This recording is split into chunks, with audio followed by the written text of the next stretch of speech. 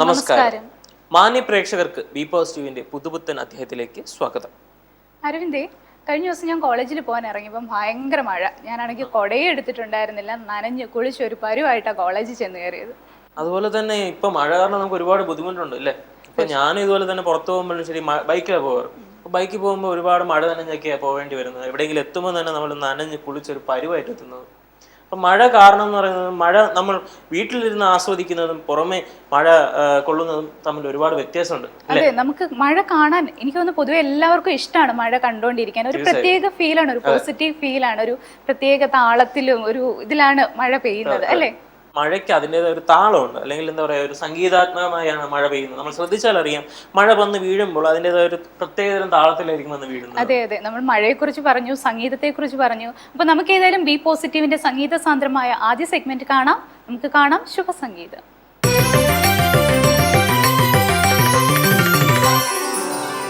പ്രപഞ്ചമാനസ വീണയിലുണരും പ്രേമം വിളിക്കുന്നു, വിശ്വപ്രേമം വിളിക്കുന്നു. പ്രപഞ്ചമാനസ വീണയിലുണരും പ്രേമം വിളിക്കുന്നു, വിശ്വപ്രേമം വിളിക്കുന്നു. കിളികളെ, ഇണക്കിളികളെ, ഈ സംഗീതപ്പുഴയുടെ തീരത്തിരുന്നൊന്ന് സല്ലപിക്കാൻ പോരൂ, ചിറകുരുമ്മി ഉല്ലസിക്കാൻ പോരൂ. പ്രപഞ്ചമാനസ വീണയിലുണരും പ്രേമം വിളിക്കുന്നു, വിശ്വപ്രേമം വിളിക്കുന്നു. ആ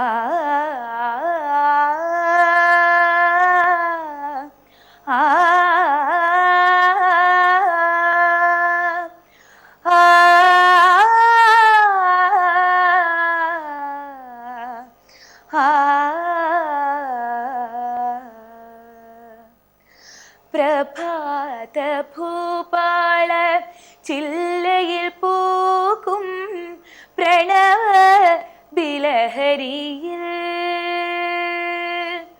പ്രഭാത ഭൂപാള ചില്ലയിൽ പൂക്കും പ്രണവ ബിലഹരിയിൽ,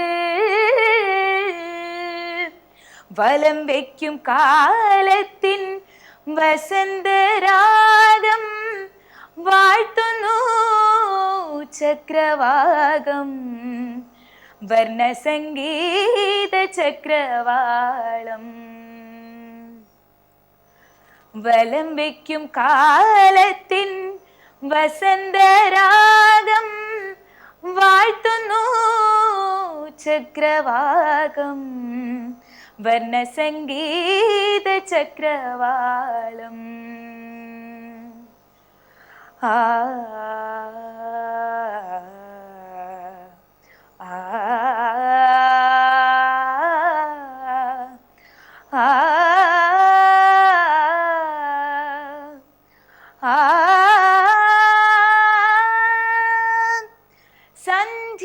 സന്ധ്യാഭൈരവി ദീപങ്ങൾ കൊളുത്തും സുന്ദരകലയുടെ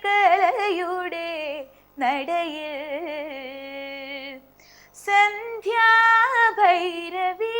ദീപങ്ങൾ കൊളുത്തും സുന്ദരകലയുടെ നടയിൽ, കൈകൂപ്പി നിൽക്കും മോഹനരാത്രിക്ക് കാമ്പോജി കൊണ്ടൊരു പൂവ്,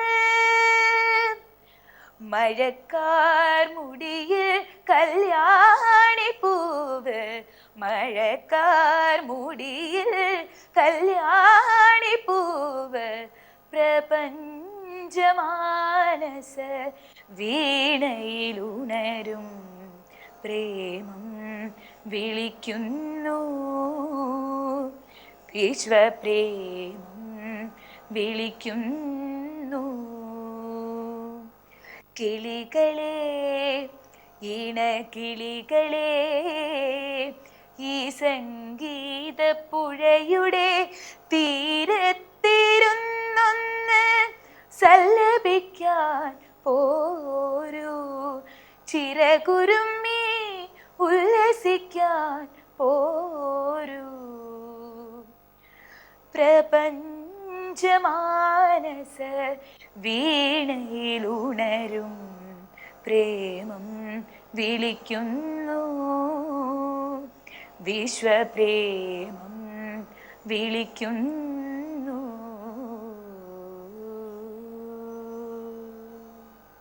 നമുക്കറിയാം ഓരോ ദിവസത്തിനും ഓരോ ചരിത്ര പ്രാധാന്യമുണ്ട് അല്ലേ? ഇപ്പോൾ ചരിത്രപരമായി നോക്കുകയാണെങ്കിൽ 1942 കോൺഗ്രസ് പ്രവർത്തക സമിതി ബ്രിട്ടീഷുകാർ ഇന്ത്യ വിടുക എന്നൊരു പ്രമേയം അംഗീകരിച്ചൊരു ദിവസം കൂടിയാണിന്ന്. ഏഞ്ചൽ, അതുപോലെ മറ്റൊരു പ്രത്യേകത ഉണ്ടല്ലോ ഇന്ന്, എന്താണ്? അതെ അരവിന്ദ്, 1975 ജൂലൈ 14 ഹിന്ദി സംഗീത സംവിധാന രംഗത്ത് ഒരു തീരാ നഷ്ടം സംഭവിച്ച ദിവസം കൂടിയാണ്. അതായത് മദൻ മോഹൻ കോഹ്ലി, അദ്ദേഹത്തെ കുറിച്ച് കേട്ടിട്ടില്ലേ? തീർച്ചയായും. ഇദ്ദേഹത്തെ കുറിച്ച് പറയുകയാണെങ്കിൽ 1950 മുതൽ 70 വരെയുള്ള കാലഘട്ടത്തിൽ ഹിന്ദിയിൽ ഒരുപിടി മികച്ച ഗാനങ്ങൾക്ക് സംഗീതം പകർന്ന ഒരു വ്യക്തിയാണ് അല്ലേ ഇദ്ദേഹത്തിന്റെ. അതുപോലെ തന്നെ ഇദ്ദേഹം ഒരുപാട് ഗസൽസ്, ഫിലിംസിന് വേണ്ടിയിട്ട് ഒരുപാട് ഗസൽസ് കമ്പോസ് ചെയ്തിട്ടുണ്ട്. പിന്നെ അദ്ദേഹത്തിന്റെ, എനിക്ക് തോന്നുന്നു അരവിന്ദ് കേട്ടിട്ടുണ്ട് ആ പാട്ട്, തേരേ ലിയേ. തീർച്ചയായും. അത് എടുത്തു പറയുകയാണെങ്കിൽ വീർസാർ എന്ന ചിത്രം, ഷാറൂഖ് ഖാനും പ്രീതി സിന്റെ ജോഡികളിൽ ഒരുങ്ങിയ ചിത്രം, നല്ലൊരു പ്രണയ കഥയാണ് ആ സിനിമയിലൂടെ പറഞ്ഞത് അല്ലെ? അപ്പൊ ആ സിനിമയിൽ ഒരുപാട് നല്ല മനോഹരമായ ഒരു ഗാനം ആ സിനിമയിലുണ്ട് അദ്ദേഹത്തിൻ്റെത്. ഒരു 2 വരി അതിൽ തേരേ ലിയേ എന്ന പാട്ടിന് ഒരു പ്രത്യേകതയുണ്ട്. അതായത് അതിനാണ് ഞാൻ പറയാനും വന്നത്. തേരേ ലിയേ ഹം ഹേ ജി ഹോഠോं को सिए, तेरे लिए हम हैं जी हर आंसू पिए. ശരിക്കും ഈ ഒരു പാട്ടെന്ന് പറഞ്ഞു കഴിഞ്ഞാൽ മദൻ മോഹൻ കോഹ്ലിയുടെ അദ്ദേഹം മോസം എന്ന ചിത്രത്തിന് വേണ്ടിയിട്ട് സജസ്റ്റ് ചെയ്ത ഒരു ട്യൂണായിരുന്നു ഈ മ്യൂസിക്. അപ്പം ഈ മ്യൂസിക് എന്തുകൊണ്ട് ആ ഒരു ചിത്രത്തിൽ യൂസ് ചെയ്തിരുന്നില്ല? അപ്പം ഇദ്ദേഹത്തിന്റെ മരണശേഷം, അതായത് 35 വർഷങ്ങൾക്ക് ശേഷം ഈ വീർസര എന്ന ചിത്രത്തിന് വേണ്ടിയിട്ട് ഈ തേരേലിയ എന്ന പാട്ടിന് വേണ്ടി റീക്രിയേറ്റ് ചെയ്തൊരു ട്യൂണായിരുന്നു ഇത്.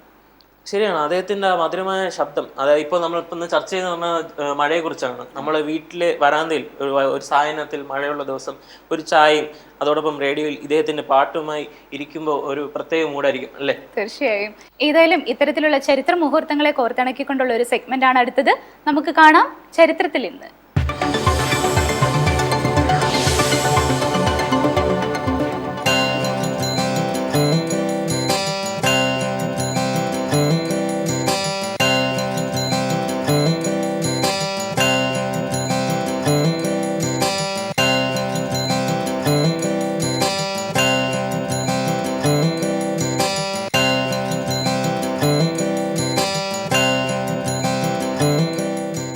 ഏഞ്ചൽ, മഴയ്ക്ക് അതിൻ്റെതായ ഒരു ഭംഗിയുണ്ട്, അല്ലെങ്കിൽ അതിന്റെ ഒരു സാഹിത്യ ഭംഗിയുണ്ട് അല്ലേ? തീർച്ചയായും. ഇപ്പൊ ഏതൊരു സാഹിത്യകാരനും മഴയെക്കുറിച്ച് ചർച്ച ചെയ്യാത്ത ഒരു സാഹിത്യകാരന്മാരും ഇല്ല എന്നാണ് നമുക്ക് വിശേഷിപ്പിക്കാം അല്ലെ? അതെ, മഴ പെയ്ത് കഴിയുമ്പോൾ തന്നെ എനിക്ക് തോന്നുന്നു ഇപ്പൊ സോഷ്യൽ മീഡിയാസിലൊക്കെ കൂടുതലും കവിതകൾ ഇങ്ങനെ വരാറുണ്ട് അല്ലേ? ഒരു ദിവസം മഴ പെയ്താൽ മതി, അപ്പൊ ഫേസ്ബുക്കിൽ നോക്കിയാൽ ഇഷ്ടംപോലെ ഒരു കവിതകൾ ഓരോരുത്തർ പോസ്റ്റ് ചെയ്യുന്നത് കാണാം അല്ലെ? തീർച്ചയായും. അതുപോലെ ഒരുപാട് പ്രഗത്ഭരായ വ്യക്തികൾ മഴയെക്കുറിച്ച് ഒരുപാട് നല്ല നല്ല കവിതകളായാലും ശരി ലേഖനങ്ങളായാലും എഴുതിയിട്ടുണ്ട് അല്ലെ? എടുത്തു പറയാനാണെങ്കിൽ സുഗതകുമാരി ടീച്ചറിന്റെ രാത്രി മഴ എന്നൊരു കവിത ഇന്നും നമ്മുടെ മനസ്സിൽ ഒരു കുളിർമ നൽകുന്ന ഒരു കവിതയായിരിക്കും. തീർച്ചയായും. അതെ, അതുപോലെ തന്നെ ഒരുപാട് ഫിലിംസിൽ ബാക്ക്ഗ്രൗണ്ട് ആയിട്ട് മഴ യൂസ് ചെയ്യാറുണ്ട് അല്ലേ? തൂവാനത്തുമ്പികൾ പറഞ്ഞു കഴിഞ്ഞാൽ ക്ലാര മഴയാണ് അല്ലേ? അതെ. ഇതുപോലെ തന്നെ മൊയ്തീനായാലും ശരി, ഇപ്പോൾ ലേറ്റസ്റ്റ് ആയ സിനിമയിലും ശരി, പഴയകാല സിനിമകളിലായാലും ശരി, ഒരു പ്രണയത്തെ അല്ലെങ്കിൽ പ്രണയ വികാരത്തെ പ്രേക്ഷകർക്ക് എന്താ പറയുക നമുക്കൊരു കുളിർമ തോന്നിക്കുന്നുവെങ്കിൽ ആ സിനിമയിൽ അതിന്റെ ഒരു പശ്ചാത്തലം ഒരുപക്ഷെ മഴയായിരിക്കും. തീർച്ചയായും അരവിന്ദ്. അപ്പം മഴ എന്ന് പറയുന്നത് ചരിത്രത്തിലായാലും സാഹിത്യത്തിലായാലും ഒരു പ്രധാനപ്പെട്ട ഘടകം തന്നെയാണ്. അപ്പൊ ഏതായാലും അടുത്ത സെഗ്മെന്റ് എന്ന് പറയുന്നത് സമകാലീന സാഹിത്യ സൃഷ്ടികളെ വിമർശിക്കുന്ന ഒരു സെഗ്മെന്റ് ആണ്. നമുക്ക് കാണാം ഡോക്ടർ എം രാജീവ് കുമാർ അവതരിപ്പിക്കുന്ന കണ്ണട.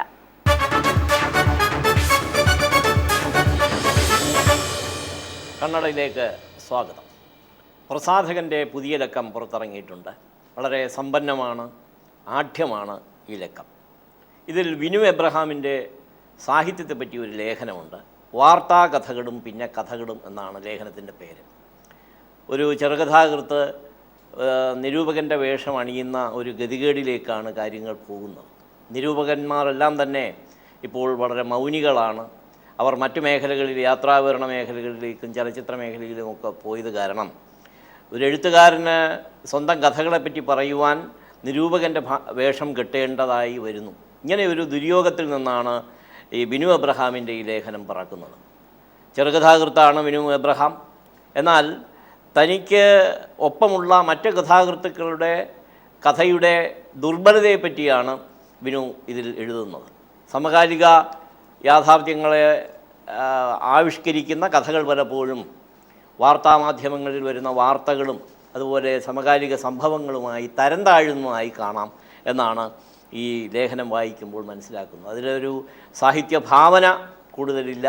സമകാലിക സംഭവങ്ങളുടെ നേരെഴുത്ത് മാത്രമായി കഥ ചുരുങ്ങിപ്പോകുന്നു എന്നാണ്.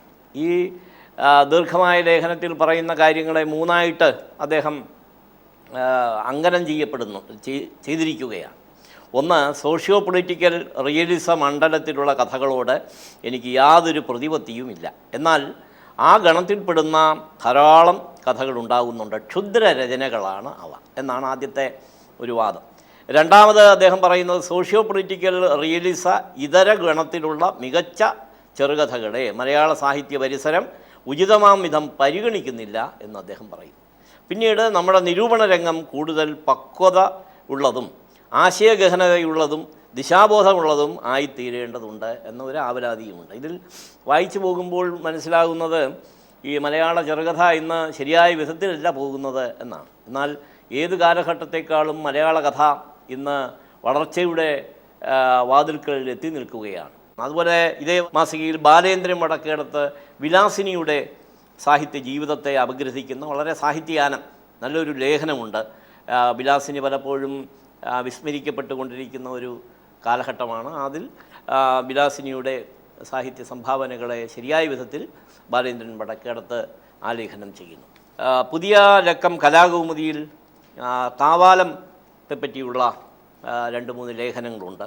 അടുത്ത കാലത്ത് അന്തരിച്ച നാടകാചാര്യൻ കാവാലം നാരായണപ്പണിക്കരുടെ സാഹിത്യ ജീവിതത്തെ അവലോകനം ചെയ്യുന്ന ലേഖനങ്ങളാണ് ഇവയൊക്കെ. ഇതിൽ വളരെ മികച്ചു നിൽക്കുന്നത് ഡോക്ടർ ആനന്ദ് കാവാലം എഴുതിയ ലേഖനമാണ്. അദ്ദേഹത്തെ കാവാലത്തിൻ്റെ ബന്ധു കൂടിയായ ആനന്ദ് കാവാലം ഹൃദയസ്പൃക്കായ വിധത്തിൽ ആനന്ദ് കാവാലത്തിൻ്റെ വ്യക്തിജീവിതം അനാവരണം ചെയ്യുന്നു.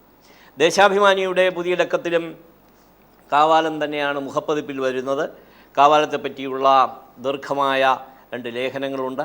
ഇതേ ലക്കത്തിൽ തന്നെ മരിച്ചവരുടെ മൊബൈൽ നമ്പറിലേക്കുള്ള വിളി എന്ന VH ദിരാറിൻ്റെ കഥ വളരെ ശ്രദ്ധേയമാണ്. VH ദിരാർ പുതിയ കാലഘട്ടത്തിൻ്റെ കഥാകൃത്താണ്.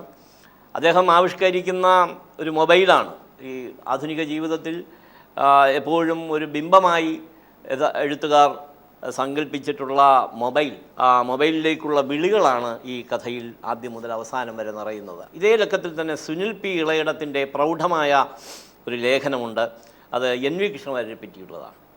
മലയാള ഭാഷയുടെയും കേരള ജീവിതത്തിൻ്റെയും ചരിത്രത്തിലെ വലിയ പേരുകളിലൊന്നായ NV കൃഷ്ണവാര്യരെ ദേശാഭിമാനി സ്മരിക്കുകയാണ്. ഇത് പുതിയ ലക്കത്തിൻ്റെ വിശേഷമാണ്.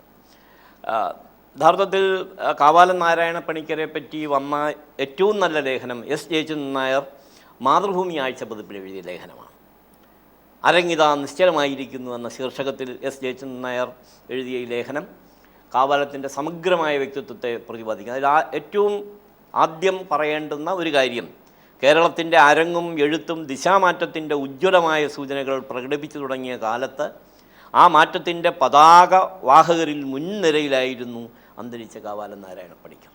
കാരണം മലയാളത്തിൽ 70കളിലുണ്ടായ നവഭാവുകത്വം, അതിൽ കാക്കനാടനും മുകുന്ദനും സക്രിയയുമൊക്കെ കഥയിലും നോവലിലും നിൽക്കുമ്പോൾ ജയബാലപ്പണിക്കരും അതുപോലെ ഉള്ള ചിത്രകാരന്മാർ ചിത്രകലയിൽ നിൽക്കുമ്പോൾ കവിതയിൽ അയ്യപ്പ പണിക്കരും കടമനിട്ടയും KG ശങ്കർ ആറ്റൂർ രവിവർമ്മയൊക്കെ ജ്വലിച്ചു നിൽക്കുമ്പോൾ ഒപ്പം ഉണ്ടായിരുന്ന ആളാണ് കാവാലം നാരായണപ്പണിക്കർ. നാടകത്തിൽ അതുപോലെ ഒരു ഭാവുകത്വ പരിണാമം ഉണ്ടാക്കുന്നതിൽ സജീവമായി നിലകൊടുത്ത കാവാലം നാരായണപ്പണിക്കർ അങ്ങനെ ഒരു നവഭാവുകത്വത്തിൻ്റെ മുന്നിൽ നിന്ന പതാകവാഹകരിൽ ഒരാളായിരുന്നു കാവാലം നാരായണ പണിക്കർ എന്ന അടയാളപ്പെടുത്തലാണ് എസ് ജയചന്ദ്രൻ നായർ ഇതിൽ നിർവഹിച്ചിരിക്കുന്നത്. ആദ്യകാലഘട്ടത്തിൽ കേരള ഗ്രന്ഥാവലി ഇറക്കിയ 5 എഴുത്തുകാരുടെ കാവ്യസമാഹാരങ്ങളിൽ കാവാലം നാരായണ പണിക്കരുടെ കാവ്യസമാഹാരം ഉണ്ടായിരുന്നു എന്നുള്ളതാണ്. വളരെ വ്യത്യസ്തമായ ഒരു പ്രൊഡക്ഷനായിരുന്നു കവിതാ ഗ്രന്ഥാവലിയുടെ 5 എഴുത്തുകാരുടെ കവിതകൾ. അതിൽ പ്രധാന അയ്യപ്പ പണിക്കരുടെയും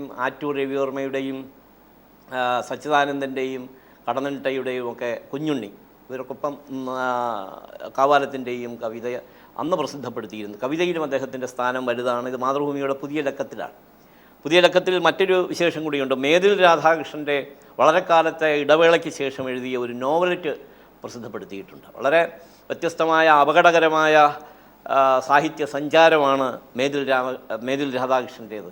കെ പി നിർമ്മൽകുമാറും മേതിൽ രാധാകൃഷ്ണനും ഒറ്റപ്പെട്ട 2 എഴുത്തുകാരാണ് മലയാള സാഹിത്യത്തിൽ.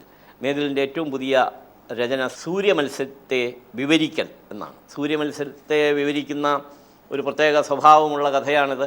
ആഖ്യാനത്തിലെ പ്രത്യേകത, ഈ കഥയുടെ ഒരു പ്രത്യേകതയാണ് സൂര്യമത്സ്യം ആദ്യം നീന്തുന്നു, പിന്നെ നീന്താതാകുന്നു, പിന്നെ ചത്തഴുകുന്നു. ഇതിൽ ഏതവസ്ഥയുടെ വിവരണവും ശരിക്കും മത്സ്യത്തെ സംബന്ധിച്ച ആത്യന്തിക യാഥാർത്ഥ്യമാവുക. ഈ വിധത്തിൽ ഒരു തത്വ അധിഷ്ഠിതമായ കഥയാണ് മേതിൽ രാധാകൃഷ്ണൻ്റെ. ഏത് നോവലായാലും കഥയായാലും അതിൽ ഒരു തത്വചിന്തയുടെ അംശമുണ്ട്. ശാസ്ത്ര നവോത്ഥാനത്തിൻ്റെ സിരയിലൂടെ ഒഴുകുന്ന ഒരു കഥാകൽപ്പനയാണ്, ആഖ്യാന രീതിയാണ് ഈ കെ പി നിർമ്മൽകുമാറിൻ്റെ. ഈ കഥയിൽ ഈ സൂര്യമത്സ്യത്തെ പറ്റിയുള്ള ഈ കഥയിലും അത്തരത്തിൽ ഉള്ള ഒരു ആഖ്യാന പാടവമാണ് മേതിൽ കാത്തുസൂക്ഷിക്കുന്നത്. പുതിയ ലക്കം മാതൃഭൂമിയിൽ വന്ന വിശേഷമാണ്. ചന്ദ്രിക ആഴ്ചപ്പതിപ്പിൻ്റെ പുതിയ ലക്കത്തിൽ ബഷീറിനെ പറ്റിയുള്ള പലതരത്തിലുള്ള ലേഖനങ്ങളാണ്. അതിൽ എം.എ. റഹ്മാൻ്റെ ലേഖനം പ്രത്യേകം എടുത്തു പറയേണ്ടതാണ്. കാരണം ബഷീർ ദി മാൻ എന്ന ഡോക്യുമെൻ്ററിയിലൂടെ വളരെ പ്രസിദ്ധനായ ആളാണ് എം.എ. റഹ്മാൻ. അദ്ദേഹം ബഷീർ ദി മാൻ എന്ന ഡോക്യുമെൻ്ററി നിർമ്മിക്കുന്നതിന് വേണ്ടി അനുഭവിച്ച സാഹസികമായ അല്ലെങ്കിൽ വളരെ കഷ്ടപ്പെടലുകളൊക്കെ തന്നെ നിറഞ്ഞ ഒരു ലേഖനം ബഷീറുമായി അന്ന് നടത്തിയ അഭിമുഖത്തിൻ്റെ ഒരു പുനഃപ്രകാശനം ഒക്കെ ഇതിൽ നടത്തുന്നുണ്ട്. ഈ ലേഖനമാണ് ഏറ്റവും ഇതിൽ മികച്ചു നിൽക്കുന്നത്. അതിലെടുത്തു പറയാവുന്ന 2 വരി. പരാജിതർക്കും ദുഃഖിതർക്കും വേണ്ടിയുള്ള ഒരു മാനിഫെസ്റ്റോ ആയിരുന്നു ബഷീറിൻ്റെ ജീവിതം. ഈ ഒരു 2 വരിയിൽ തന്നെ ബഷീർ എന്താണ്, ആരാണ് എന്ന് വളരെ വ്യക്തമായിട്ടുണ്ട്. ഇത് ചന്ദ്രിക ആഴ്ചപ്പതിപ്പിൻ്റെ ജൂലൈ ലക്കത്ത് 12 ജൂലൈയിൽ വന്ന വിശേഷമാണ്. മാധ്യമത്തിൻ്റെ പുതിയ പതിപ്പിൽ സാവിത്രി രാജീവൻ്റെ വളരെ ഹൃദ്യമായ ഒരു കവിതയുണ്ട്. പച്ച എന്നാണ് കവിതയുടെ പേര്. പച്ചപ്പട്ട് കുപ്പായവും നാഗപടത്താലിയും അണിഞ്ഞ് മുത്തശ്ശി കിടന്നു. കട്ടിലിൽ മരണം കാത്ത് മുത്തശ്ശിയുടെ മുമ്പിൽ ആളില്ലാപ്പാത നിവർന്നു കിടന്നു. നിലാവെളിച്ചം ചിതറി. ഈ വിധത്തിൽ ഈ മരണവുമായി ബന്ധപ്പെട്ട് പച്ചയെ ബന്ധിപ്പിക്കുകയാണ് ഈ കവിത ചെയ്യുന്നത്. സാവിത്രി രാജീവൻ്റെ മനോഹരമായ ഒരു കവിതയാണ്. ഇന്ന് ഈ ലക്കം മാധ്യമത്തിൽ വളരെ വിഭവസമൃദ്ധമാണ്. വി ആർ സന്തോഷിൻ്റെ ഒരു കവിത കാണാം. അതുപോലെ തന്നെ പി കെ രാജശേഖരൻ ഗ്രിഗറി റബാസയെ പറ്റി എഴുതുന്ന ഒരു ലേഖനം. ഗ്രിഗറി റബാസ എന്ന് പറഞ്ഞാൽ ഈ മാർക്യൂസിൻ്റെ കൃതികൾ ഇംഗ്ലീഷിലേക്ക് തർജ്ജിമ ചെയ്ത എഴുത്തുകാരനാണ്. ലോകശ്രദ്ധയിലേക്ക് മാർക്യൂസിൻ്റെ കൃതി കൊണ്ടുവന്ന ഗ്രിഗറി റബാസെ അദ്ദേഹം ഈ അടുത്ത കാലത്ത് അന്തരിക്കുകയുണ്ടായി. ആ അന്തരിച്ചതിനെ തുടർന്ന് പി കെ രാജശേഖരൻ എഴുതിയ ലേഖനമാണ് ഇതിലുള്ളത്. അതുപോലെ തന്നെ മറ്റൊരു എടുത്തു പറയാനുള്ള ഒരു വിഷയം എം.ജി.എസ്. നാരായണൻ്റെ ആത്മകഥയാണ്. എം.ജി.എസ്. നാരായണൻ്റെ ആത്മകഥയും ഇതിൽ എടുത്തു പറയേണ്ട ഒരു സവിശേഷ വിഷയമാണ്. ഇനി കലാപൂർണയുടെ പുതിയ ലക്കത്തിൽ അടുത്ത കാലത്ത് വന്ന 3 കഥകളെപ്പറ്റി SRC നായർ എഴുതിയ ഒരു ലേഖനമുണ്ട്. അടുത്ത കാലത്ത് 3 കഥകൾ മുകുന്ദൻ്റെ ഓട്ടോറിക്ഷക്കാരൻ്റെ ഭാര്യയും അതുപോലെ ചങ്ങമ്പുഴ പാർക്ക് എന്ന പേരിൽ സേതു എഴുതിയ കഥയും റാണി എന്ന പേരിൽ സക്രി എഴുതിയ കഥയും. ഈ 3 കഥകളെ വളരെ സവിസ്തരം പ്രതിപാദിക്കുകയാണ് കലാപൂർണ മാസികയിൽ. ഇനിയും എഴുത്ത് എന്ന തൃശ്ശൂരിൽ നിന്ന് പുറത്തിറങ്ങുന്ന പ്രസിദ്ധീകരണത്തിൽ അത് മാസികയാണ്. വളരെ മനോഹരമായ കടലാസിൽ അച്ചടിച്ചാണ് ഇത് പുറത്തിറക്കുന്നത്.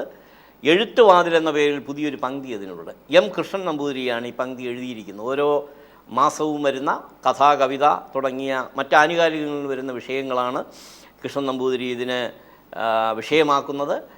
സമകാലിക സംഭവങ്ങളെ സാഹിത്യത്തെ ആസ്പദപ്പെടുത്തിയുള്ള ഈ വളരെ പ്രമാദമായ ഒരു പങ്ക്തിയാണ് ഇതെന്ന് എടുത്തു പറഞ്ഞുകൊണ്ട് കൊള്ളട്ടെ.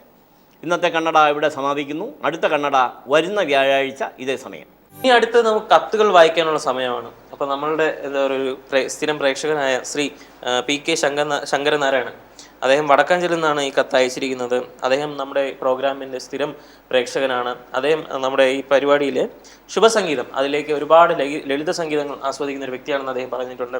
അതായത് നല്ല നല്ല പാട്ടുകൾ നമുക്ക് സജസ്റ്റ് ചെയ്തിട്ടുണ്ട്. അപ്പോൾ തീർച്ചയായും നമ്മളുടെ വരും എപ്പിസോഡുകളിൽ ഈ പാട്ടുകൾ നമ്മൾ പരിഗണിക്കുന്നതാണ്.